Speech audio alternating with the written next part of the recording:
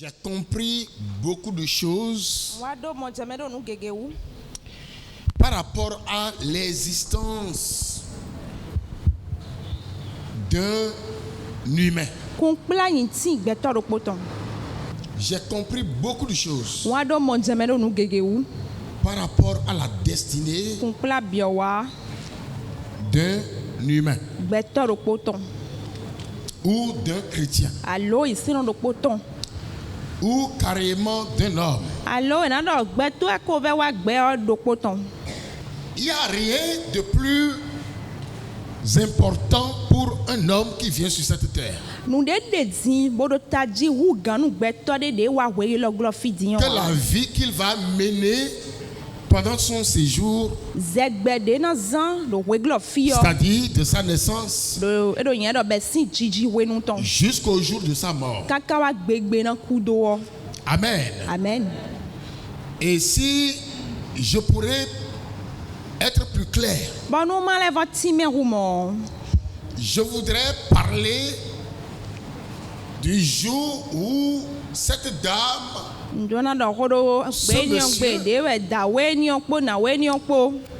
a quitté ou bien a été libéré par ses parents.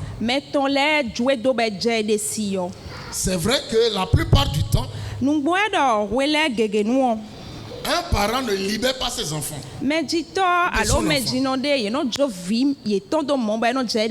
Mais à un âge, toi-même tu serais gêné d'être encore avec les parents. Pourquoi? Parce que lorsque tu regardes tes collègues, les gens avec qui tu as fréquenté, tes camarades de classe, tu sors, tu vois les gens qui se sont déjà mariés. Je parle d'une femme ou bien d'un homme. Il s'est marié, elle s'est mariée, il a son travail, elle a son travail, et ils sont indépendants. Donc ce sont les gens qui sont nés comme toi et qui ont poussé et qui aujourd'hui ont pris leur destinée en main. Ils n'ont plus besoin du secours de leur mère, de leur père. Ils avaient déjà reçu l'aide des parents ou bien le devoir des parents. Celui ou bien ceux de t'envoyer à l'école ou bien de t'envoyer en formation, et on espère que un jour va venir et tu seras libéré. C'est là où ta destinée commence. Lorsque tu es libéré, lorsque tu sors de la maison, commencer un travail, et tu as loué et tu n'es plus, tu ne vas plus demander de l'argent aux parents. Tu ne vas plus tendre la main à quelqu'un. Mais tu travailles. Tu réussis. Amen. Amen. Tu manges de toi-même. Tu commences par t'équiper. Tu as une maison, tu as un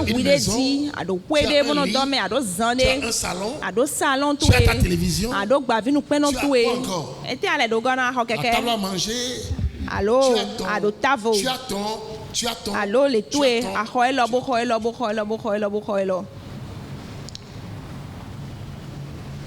Et tous les jours, tu vas au boulot. La fin du mois, tu gagnes de l'argent. Il y a des gens, ils ont développé leur commerce qui marche, gagne beaucoup d'argent. Elle-même a acheté son terrain. Lui-même a acheté son terrain. Commence par construire. Commence par réaliser les choses. Acheter la moto comme les gens ont l'habitude ici en Afrique de l'Ouest. D'autres achètent voiture. Pourquoi tu ris? Parce que tu achètes aussi. Moto. Amen. Qui me suit ce soir? Mais il arrive que toi tu n'arrives à faire rien de tout ça. Rien du tout. Tu as 25 ans. Tu es toujours avec tes parents là. 26 ans. 27 ans. 28 ans. 29 ans. 30 ans. 32 ans. 35 ans.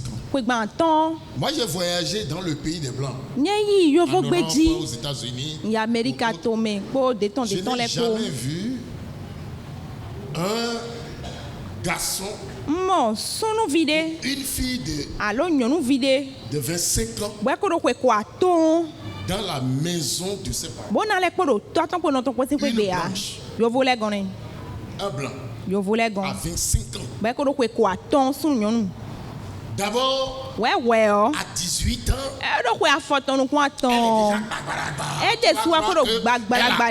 elle a même 40 ans. Si vous suivez bien les émissions, rien que la vérité sur Facebook.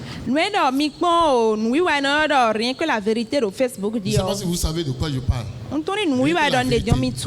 Ou ceux qui ont connu la déception amoureuse veut reconquérir son monsieur ou bien sa dame. Il y a un lieu, on vient, on invite le partenaire. Vous voyez ça? Hein? Vous suivez ça? Est-ce que vous les regardez? On demande leur âge. Elle dit qu'elle a 16 ans. Tu la vois comme ça. Ce sont des gens qui mangent bien. Les gens sont sérieux. Leur poitrine est serrée comme ça. Même les fesses ne sortent pas. Alors qu'en réalité, la dame a les fesses, a les hanches. Mais le fait que elle ne mange pas bien, on est toujours à la pâte. Avec que les fesses sont rentrées dedans. La poitrine est rentrée. Même les seins ne poussent pas à cause de la nourriture. Qui me suit? Et tout ça c'est quoi? Tout ça c'est la pauvreté. Tout ça c'est la misère. J'ai vu des gens qui ont 40 ans. Qui sont toujours. Je priais pour un frère ici la dernière fois. Je ne sais pas si c'était le dimanche passé.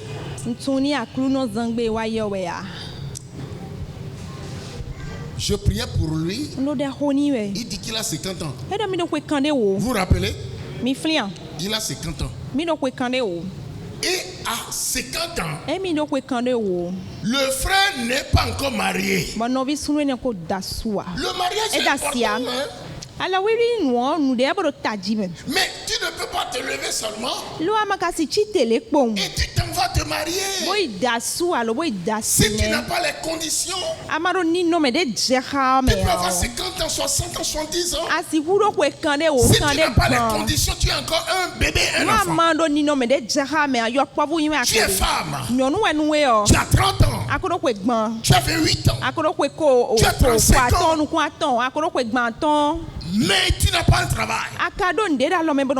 Tu n'as pas de l'argent. C'est-à-dire, tu n'es pas toi-même. Mais pourquoi? Tu as cet âge. Bon, pour la femme, cela se comprend, on est en Afrique. Et même si la femme n'a pas de travail, elle espère avoir un homme qui va la prendre dans sa chambre. Est-ce que vous savez que cela ne vous aide pas? Vous, n'avez rien, vous voulez vous marier. Mais lorsque le monsieur est fatigué, parce que lorsque c'est toi seul qui sors, c'est la culture de l'Afrique de l'Ouest. Lorsque la femme sait qu'elle ne fait rien, elle croit que quelqu'un va venir. Pourquoi les garçons laissent plusieurs femmes? Plusieurs jeunes filles. Pourquoi? Parce que la fille ne travaille pas. On parle avec elle. Elle n'a pas le cerveau pour accompagner son copain, comme vous le dites. Son copain, parce que dans le Seigneur, il n'y a pas ça. Donc c'est deux choses. Soit tu dois avoir déjà quelque chose que tu fais. Tu es déjà toi-même. Aucun homme. C'est toi-même qui choisis qui tu veux. Est-ce que vous savez que la pauvreté fait que plusieurs s'accrochent à un garçon, même si tu ne l'aimes pas, parce que il te finance. Et vous êtes en train, une grossesse arrive. Tu le rejoins. Parce que tu sais que là-bas je vais manger. Mais pour des filles dont la tête travaille, plusieurs filles ici à Cotonou. Tu vas seulement l'entendre. J'ai mon restaurant. Elle te montre les photos comme ça. J'ai mon restaurant. J'avais causé avec une il y a quelques mois. Elle me montrait sur... comment on appelle, sur son téléphone. Je ne suis jamais allé. Et elle me montrait le restaurant.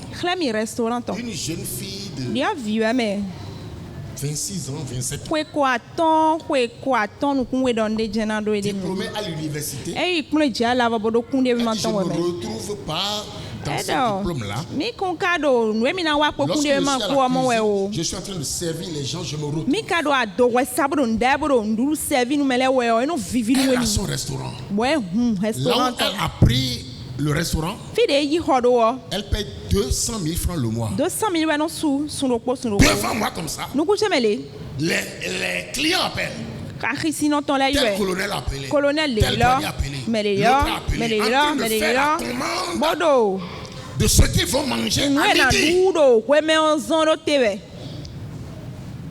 Une fille comme ça, aucun garçon ne peut venir l'influencer. Elle n'est pas là pour toi. Si vous discutez bien, ça lui marche, elle dit oui. Et tu la respectes. Pourquoi? Parce que elle est déjà elle-même. Elle a une voiture que tous les hommes n'arrivent pas à acheter.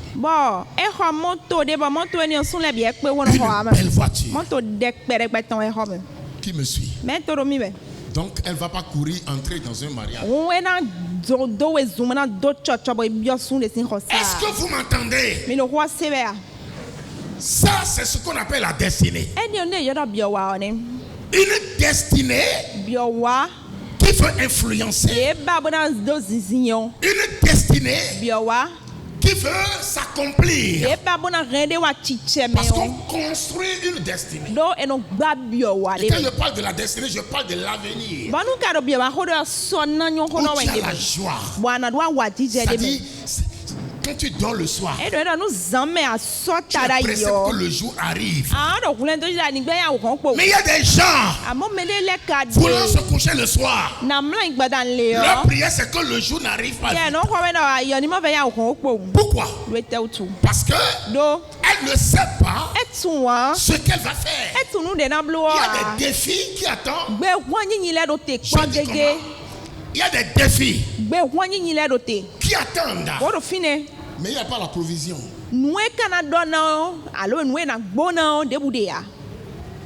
Elle n'est pas réfléchie. Elle n'a pas les idées. Amen. Et j'ai mis ici ce soir comme thème. Comment les sorciers aperçoivent-ils la bonne destinée en famille? En famille. Comment les sorciers aperçoivent? Eux, ils aperçoivent les destinées. Qui m'entend ce soir? Lui, il peut te voir. Ils ne sont pas nombreux dans la famille. Regardez-moi tous ici. Les gens, lorsque vous prenez une famille, les étoiles ne sont pas nombreuses. Les gens qui ont des toits ne sont pas nombreux. Ils sont peu. Et la plupart du temps, ce sont les hommes. Vous allez voir, c'est notre cousin ici qui travaille. Vous allez voir les femmes. Pourquoi? Parce que les destinées ont été touchées même avant la conception.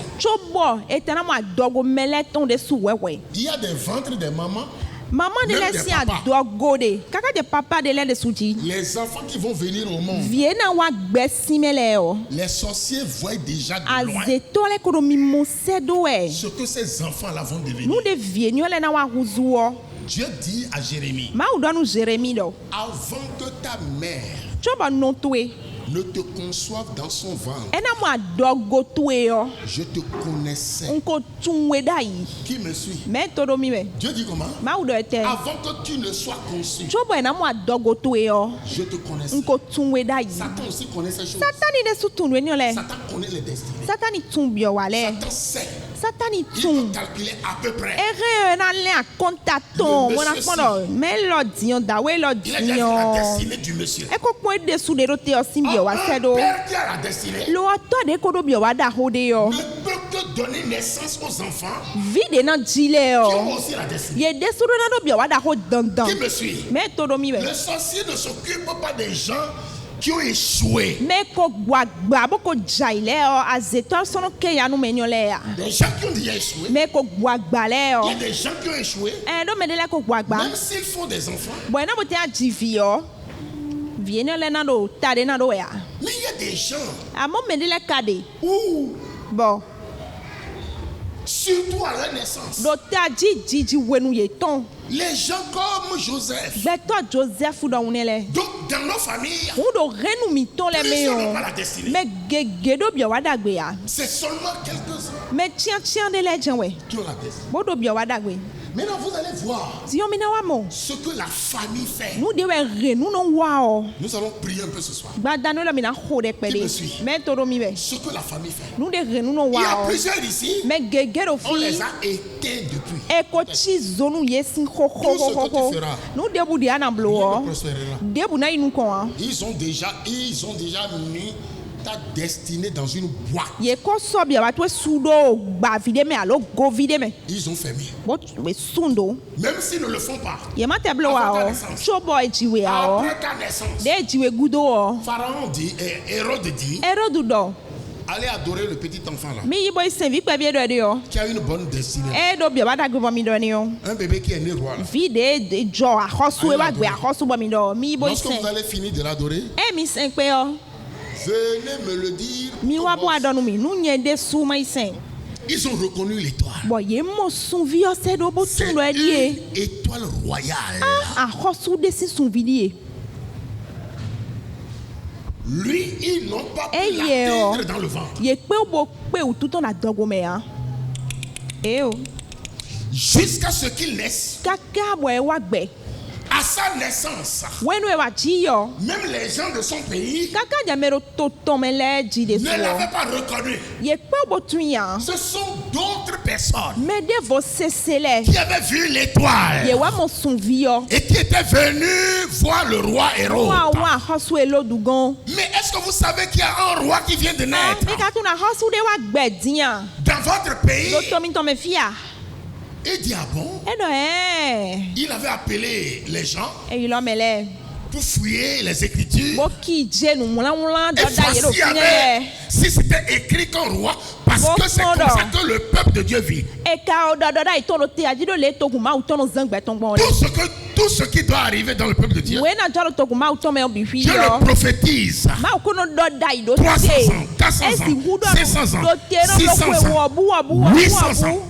Donc allez contrôler si cette période, effectivement, est-ce qu'il est écrit que quelqu'un de grand comme ça va naître. Et lorsqu'ils étaient allés faire leur fouille, ils avaient compris que cette période-là, le Messie qui avait été promis, qui avait été prophétisé par les Esaïe, les Zacharie ou autres, le Messie va naître. Donc c'est le Messie qui est né. Et il est né roi. Il y a plusieurs qui naissent rois. Il y a plusieurs qui naissent PDG. Il y a plusieurs qui naissent ministres. Joseph était né premier ministre. Le message de ce soir va vous amener à vous qui êtes devant moi à vous réveiller de votre sommeil et à commencer par courir. Vous n'êtes pas né pour parler en langue. Écoutez-moi. Ce n'est pas pour parler en langue que vous êtes venu. Votre destinée est plus coûteuse pour parler en langue. Le parler en langue va juste vous aider dans la prière.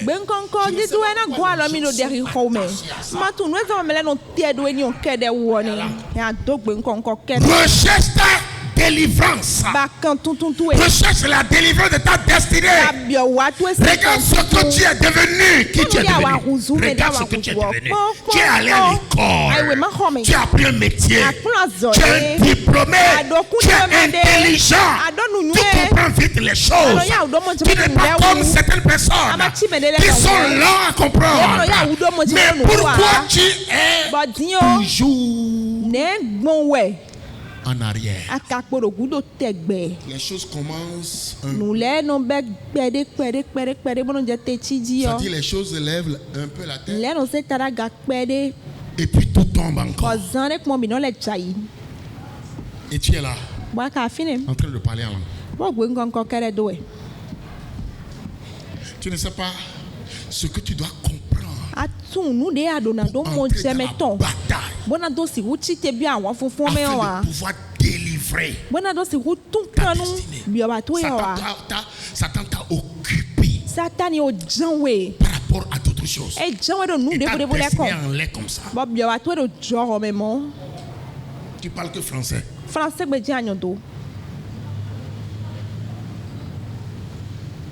C'est ça le problème. Plusieurs jeunes ne s'occupent pas de leur destinée. Non. Moi, je sais ce que j'ai fait pour être là où je suis aujourd'hui. Et ça n'a même pas encore fini. Tous les jours, je suis en train de travailler. Mais là où je suis aujourd'hui, je suis déjà dans ma destinée. Parce que je peux décider, choisir tout ce que je veux. Mais est-ce que ça a été facile? Ce n'est pas facile.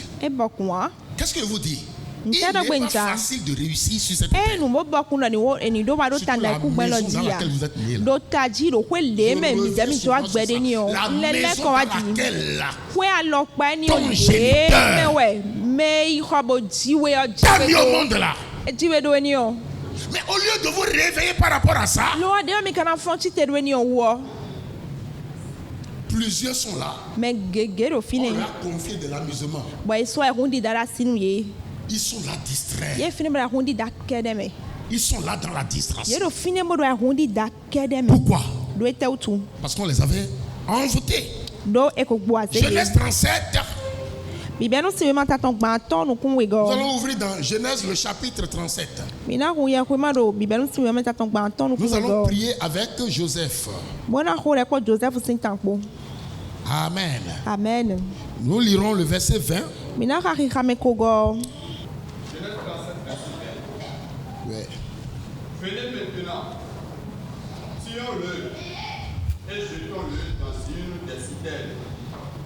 Nous tirons une bête féroce là dévorée et nous verrons ce que deviendront. C'est ce qui arrive aux gens de destinée. Vous allez voir des morts dans votre famille, vous n'allez jamais comprendre pourquoi. Des gens qui ne devraient jamais mourir. On vient annoncer sa mort, tu entres dans la chambre, tu attrapes la tête. Il t'a jamais donné 500 francs. Hein? Mais au moins tu te réjouis que telle personne fait partie de ta famille. Et il meurt comme ça. Une mort bizarre. Les gens de destinée qui n'ont pas Jésus ne meurent pas de la mort naturelle. Je dis les gens de destinée qui n'ont pas Jésus ne meurent pas de la mort naturelle. S'il ne meurt pas par accident, on va attaquer son cœur, ou bien il fait, on l'empoisonne, ou bien on le poignarde, il meurt, ou bien il s'en va tomber au milieu des bandits, on le tue, ou bien le sorcier l'a eu. Ils sont nombreux pour Jacob. Les autres ne sont rien, comme on le dit. Ce sont des rieneux. Le seul dont la destinée est flagrante à cause de ces songes.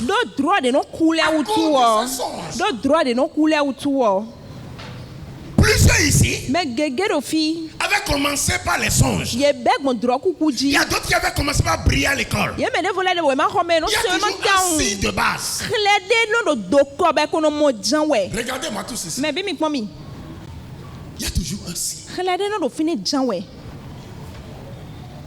Une personne de destinée, dans son enfance, dans sa jeunesse, il y a toujours quelque chose qui signale. Soit il travaille beaucoup à l'école, soit il parle comme il est enfant de 6 ans, 7 ans, il parle, l'enfant parle, on le regarde, on ne le trouve pas. C'est comme un enfant de 6 ans. L'enfant fait des choses de grand. Donc cela veut dire quoi? C'est une destinée qui est venue sur la terre, mais couvert par la chair. C'est une grande destinée. Joseph, lui, il avait commencé par les rêves. Je ne veux pas vous parler de ça. Mais ce que je suis venu te dire ce soir, tous ceux qui ont la destinée, on les localise, on les tue. Voilà pourquoi ne vous amusez pas avec votre vie chrétienne. La plupart du temps, il y a même d'autres. Les parents ne les reconnaissent pas. Eux-mêmes ne se reconnaissent pas. Moi, je ne m'étais pas reconnu. Les sorciers voulaient me manger. Parce qu'ils voulaient, ils m'ont mangé déjà. Je ne peux jamais croire être aussi un grand homme qui fait trembler les ténèbres. Je ne pouvais jamais croire à ça. Je suis en train de te parler de comment la chose arrive. Je regardais seulement ma mort. Je regardais seulement ma maladie. Je regardais seulement mes souffrances.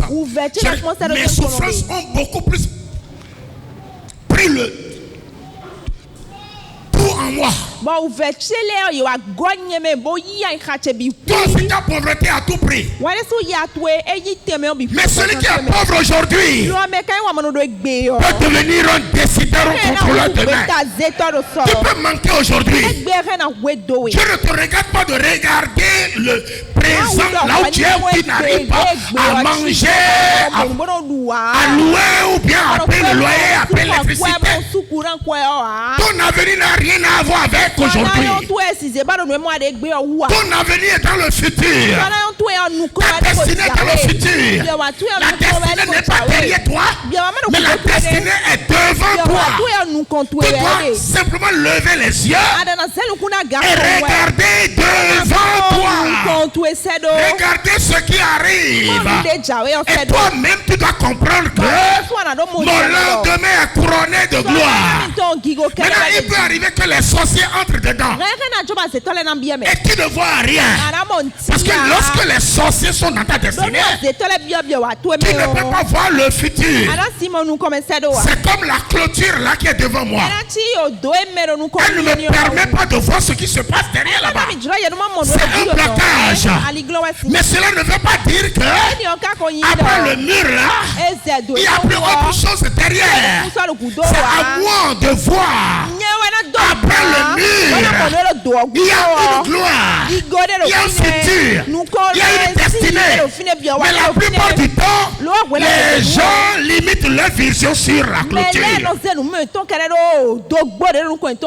Mais qu'est-ce que Dieu te demande? Enlève la clôture, enlève le mur pour pouvoir voir. Cela veut dire quoi? Combat, détruire le mur là pour pouvoir voir. Pour pouvoir voir. Pour pouvoir voir. Les sorciers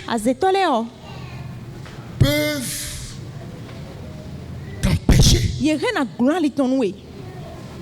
Eux, leur travail, c'est quoi? C'est de t'empêcher de voir. Tu ne verras pas. Parce que si tu vois, il y a une certaine foi qui va naître en toi. Alléluia. Amen. La destinée donne de la foi. Le travail des sorciers, c'est de tout faire pour que tu ne vois pas. Tu ne verras pas.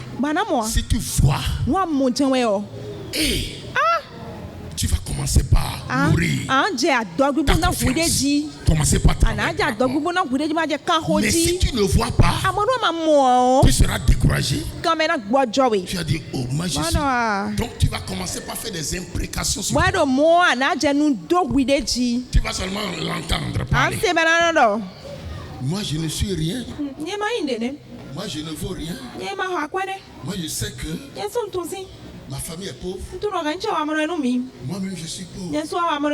Enlève l'objet d'obstacle.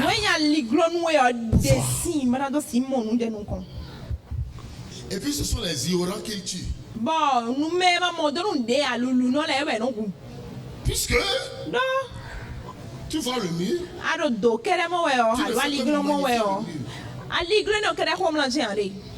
tu regardes le mur, tu magnifies le mur.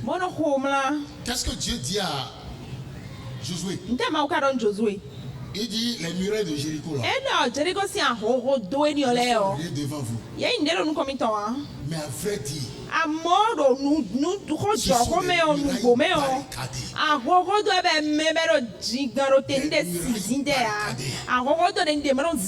la Bible dit personne ne sortait, personne n'entrait.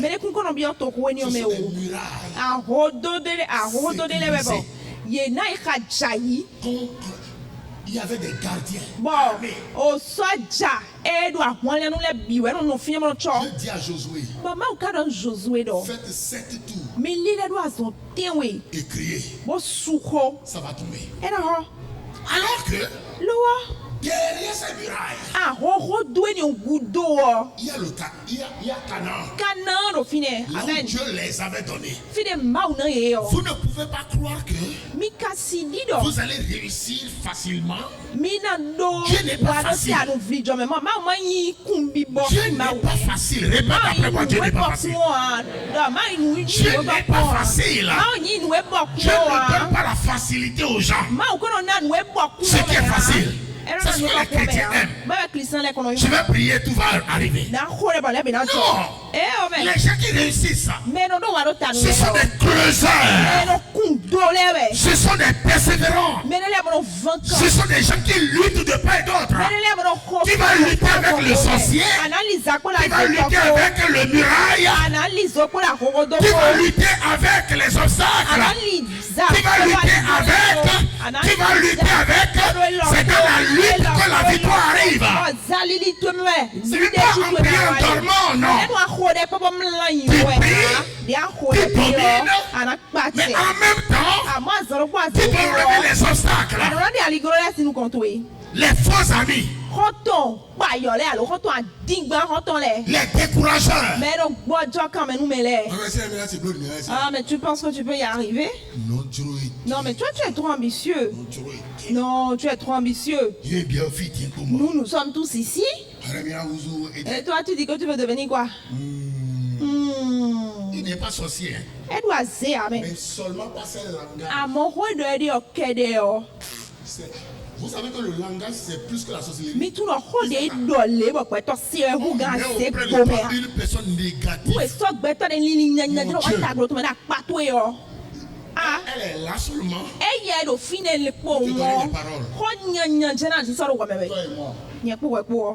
On serait rien dans notre vie. Effectivement, lui là ne serait rien. Il veut te contaminer.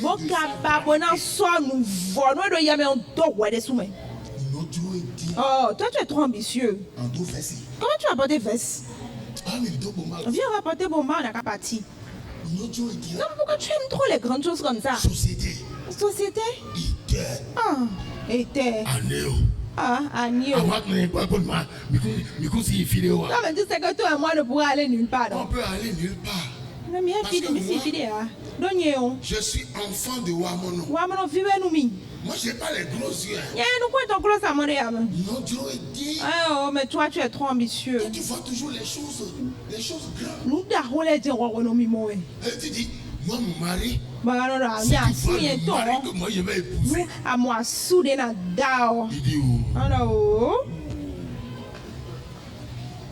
on est né campagnard. Mais bien, choisissons quelqu'un au village. Et faisons avec. Il y a des gens comme ça. Comme les frères de Joseph. Leur problème, c'est que l'enfant la voit trop grand. Mais c'est clair. Quelqu'un qui a la destinée ne voit pas les choses minimes. Qui m'écoute? Quelqu'un qui a la destinée. Pardon? Lorsque vous êtes à côté de lui, vous serez découragé. Il a un frein. Il ouvre son bec là. J'irai là où on construit les véhicules pour conduire spécialement ma femme. Sont bizarres. Et tu dis, va commander. Mais ça va arriver. Pas aujourd'hui. Mais les 15 ans, les 20 ans à venir, tu vas voir le gars rouler sa La chose était déjà... Voilà pourquoi faites attention aux amis que vous choisissez. Si vous avez un cœur comme ça, allez pas chercher un ami qui a le cœur comme ça. Non, allez chercher quelqu'un qui a le cœur plus gros que celui-là pourra vous aiguiser à devenir plus que ce que vous pensiez. Alléluia. Amen. Qui me suit ce soir? Qui me suit ce soir? Mais cette soirée, je veux m'occuper de la sorcellerie. Qui me suit? Parce que je sais que plusieurs sont victimes. Plusieurs sont victimes. Donc voici. Même si tu penses pas, ils ont déjà fait un travail. Et cela n'arrivera pas. Venez maintenant. Chions-le. Tu ne mourras pas. Tu ne me dis pas amen? Tu ne veux pas me dire amen? Il dit, venez maintenant. Chions-le. On doit tuer toute personne qui a sinon, il rendra malade. La maladie est l'ennemi de la destinée. Si tu tombes malade, si tu vas attraper certaines maladies, c'est fini pour toi. La destinée serait là. Mais tu ne pourras rien faire avec. Et pour finir, le souci de ce siècle va te tuer. Tuons-le. Il dit tuons-le. C'est ce qui arrive dans les familles. Maintenant, si tu n'es pas mort jusqu'à cet âge, dis gloire à Dieu. Parce que si tu n'es pas mort, et si tu n'as pas une maladie bizarre, tu peux prendre ta force. Parce que les maladies qui prennent ta force. Tu vas attraper le sida par exemple. Le sida prendra ta force. Tu prends le diabète. Le diabète prend ta force. Tu prends certaines tensions. La tension prend ta force. Tu es dépourvu de ta destinée. Tu seras en train de voir la gloire comme ça. Mais tu ne peux que t'asseoir dans la chambre. Parce que lorsque tu te lèves comme ça, tous tes membres tremblent. Et qui sont ceux qui ont fait ça? Ce n'est pas Dieu qui a fait ça. Qui sont ceux qui ont fait ça?